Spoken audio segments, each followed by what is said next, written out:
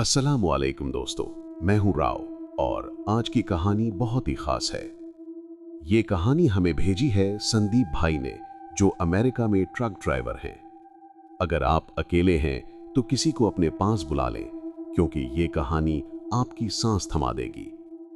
तो चलिए शुरू करते हैं ये डरावना सफर।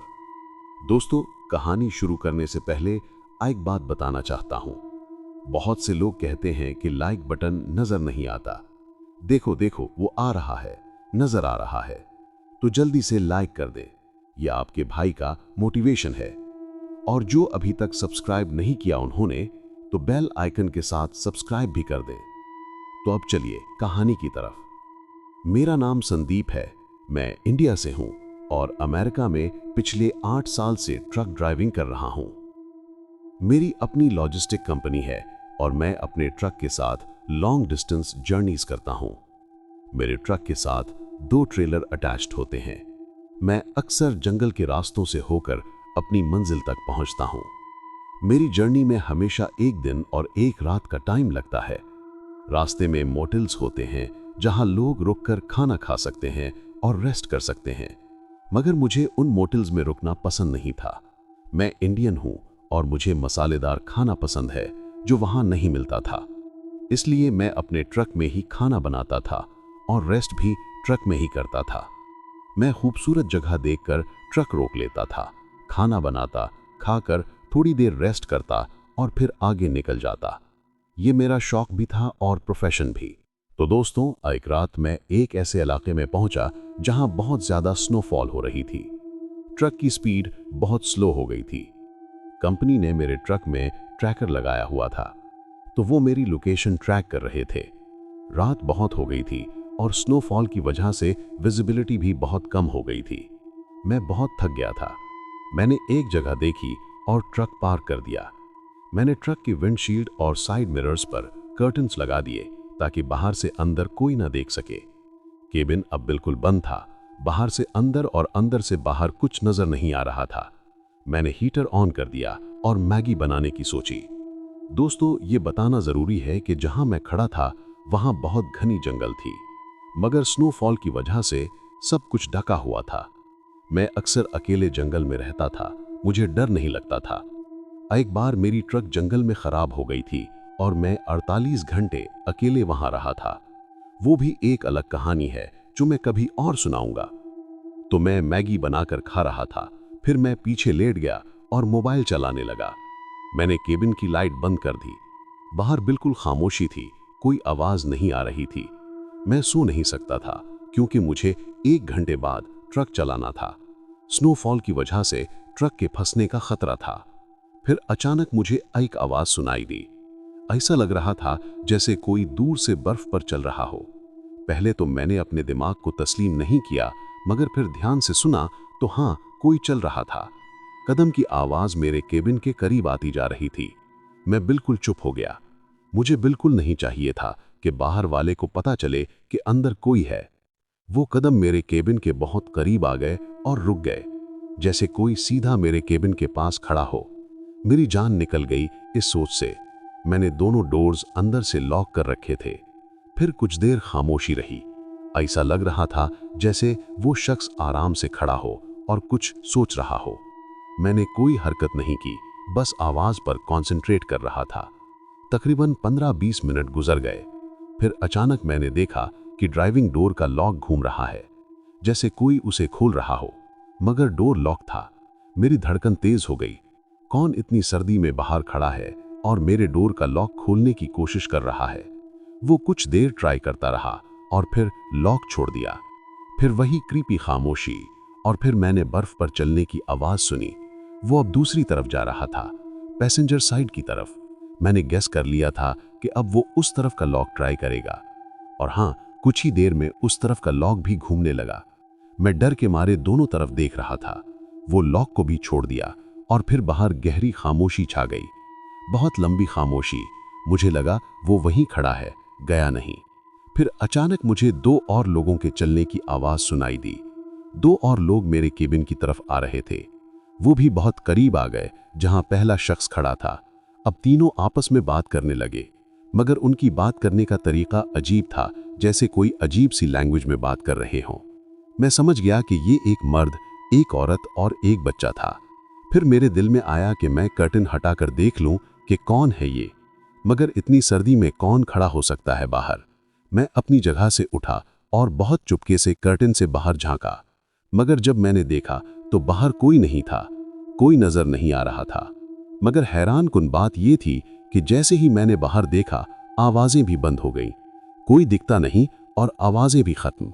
मेरी हालत क्या थी ये मैं नहीं बता सकता, बस इतना कह सकता हूं कि मैं मरने के करीब था।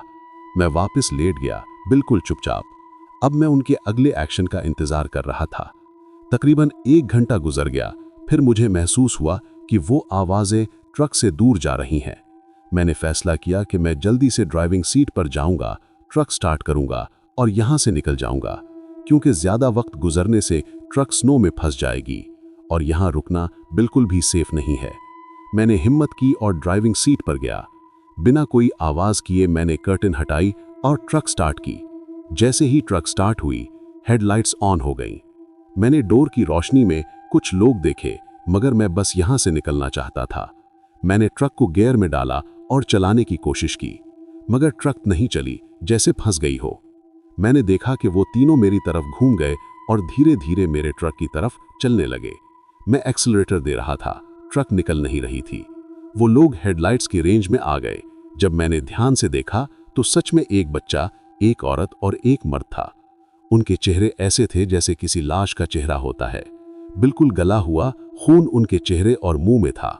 वो बहुत करीब आ गए थे। अचानक मेरी ट्रक जो जगह से फंसी थी वहां से निकल गई। मैंने ट्रक को आगे बढ़ाया और उनके सामने से निकल गया।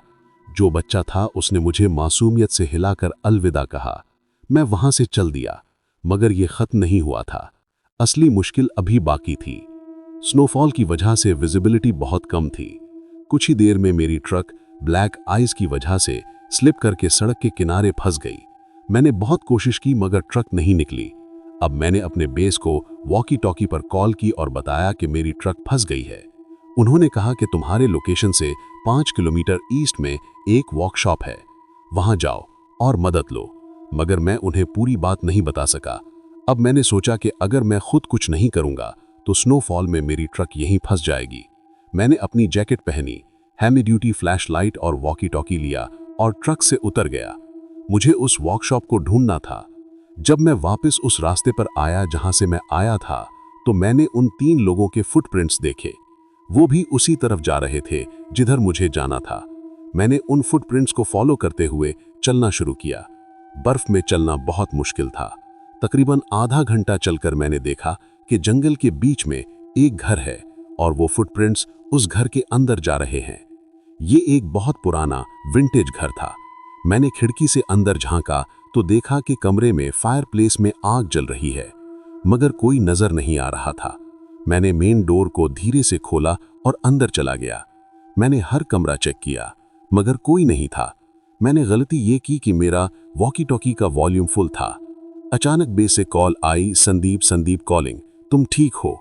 तभी बाहर कुत्ते के भौंकने की आवाज आई। लगा जैसे कोई इस घर की तरफ आ रहा है। मैं फौरन एक कमरे के अंदर स्टोर रूम में छुप गया। कुछ देर बाद वही फैमिली उस कमरे में आई। वो अजीब सी सूंघ रहे थे और उस अजीब लैंग्वेज में बात कर रहे थे। वो अजीब तरीके से अपनी पलकें झिपका रहे थे और आंखें स्क्विंट कर रहे थे, जैसे उन्हें महसूस हो रहा हो कि कमरे में कोई है। वो बच्चा धीरे धीरे मेरे स्टोर रूम के पास आया। अब तीनों स्टोर रूम के सामने सूंघ रहे थे।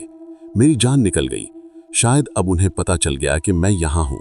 मैंने जल्दी से एक भारी चीज उठाई जो अंधेरों में दिखती लैंप थी और उस रोशनी वाली जगह पर मारी और जल्दी से वहां से जंप करके बाहर आ गया। मैं बाहर की बर्फ पर गिर गया। फिर मुझे लगा कि वो कुत्ता जो मेन डोर से आ रहा था वो बहुत एग्रेसिव था। मैंने उसके भौंकने की आवाज सुनी, लगा वो मेरा पीछा कर रहा है। मैं जल्दी से वहां से भागना शुरू किया और पहाड़ की तरफ से ऊपर चढ़ने लगा। तकरीबन 15-20 मिनट बाद मुझे एक रोड मिली जो लोकल लोग यूज करते थे। मैंने कंट्रोल रूम को पूछा और बताया तो उन्होंने कहा कि कुछ घर और वर्कशॉप यहाँ करीब हैं। मैं चलते चलते उस वर्कशॉप तक पहुंचा।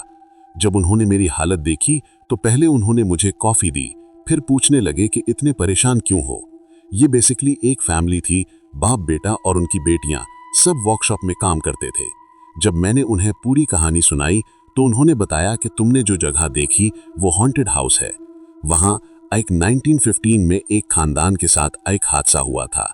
जंगल के डाकू उनके घर में घुस आए और पूरे खानदान को कत्ल कर दिया। उनकी औरत, बच्चा और मर्द आज भी उस हाईवे पर दिखते हैं। वो किसी को कुछ नहीं कहते, बस लोगों से मदद मांगते हैं। उन्होंने मुझे ये कहानी तफसील से सुनाई। फिर उन्होंने मुझे मेरी ट्रक तक पहुंचाया और ट्रक को निकालने में मदद की। मैंने उनका शुक्रिया अदा किया और उस फैमिली के साथ एक फोटो ली।